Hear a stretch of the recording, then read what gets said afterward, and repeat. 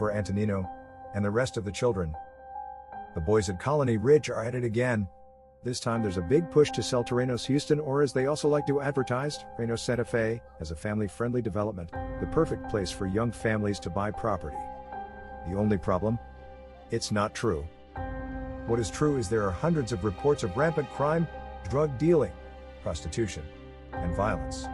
The exact opposite conditions most of us would want our kids living in. Kids at Colony Ridge and Terrenos Houston are, in fact, living in what some residents describe as third-world conditions with flooding, shoddy home construction, bad roads, infrastructure issues, and traffic jams. Meanwhile, the local school district is salivating over the numbers of kids coming in from this area, as each child is worth approximately $5,500 in school funding for the district, according to a report by ABC 13. So they have every incentive to look the other way, as Colony Ridge developers rake in the bucks, duping families into buying land in the area. Residents say, "We are asking, why is John Harris's Colony Ridge so eager to attract young families with a promise of paradise and great schools when really, the living conditions for families and children are widely described as subpar, even dangerous?" And how do we get this to stop? Terrenos Houston's promo videos showcase a fantasy that simply is not true. New schools, ribbon-cutting ceremonies, athletics, beautiful classrooms, and rolling fields of grass. One Instagram photo even reads in Spanish. Antonino visited us today with his family.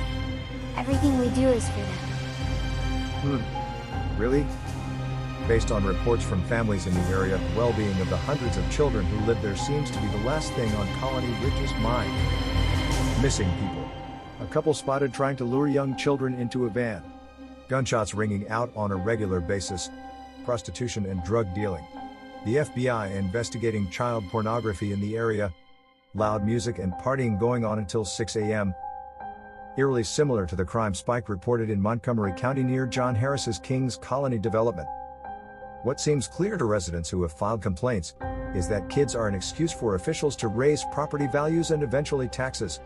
Even as they try to hide this fact with a bond, kids are not the reason for the neighborhood in the first place. Shouldn't it be the other way around? Said one of the property owners. If it was truly about kids, the developers of Colony Ridge would make sure that families had clean water, which they do not, had safe streets, which they do not, and were living in crime-free conditions, which they are not. They wouldn't risk their housing by not disclosing flooding. They would make sure the sewers were channeled properly, and that there was better quality of life with better streets, better commutes, and jobs in the area. And they definitely would not be taking photos of themselves in attractions that are more than 40 minutes away, without traffic, and trying to pass them on as extremely near the property. Another resident offered. Road conditions are awful. My children have to get up at 5 a.m. to ride the bus and be on school on time. I can't say how many times they have been late to school because of traffic. My youngest daughter comes home telling me how she was afraid in the bus because of all the potholes and how the bus took so long to drop them off in school. This is an awful burden to my family, since we all have to leave our homes super early just to be on time. A resident of the neighboring Plum Grove wrote. We have increased crime, drunk driving, vehicle break-ins, and also our children's education suffers from being kept awake at all hours from music and gunfire.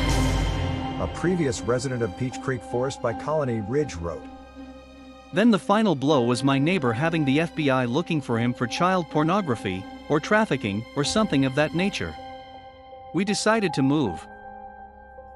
Meanwhile, schools are overcrowded as the district taken apparently $5,500 in state funding per child who lives in the area. So the more kids the better, right? Does it all really just come down to money for John Harris and the school districts and politicians who make decisions about Colony Ridge? It sure looks that way from afar and from up close too.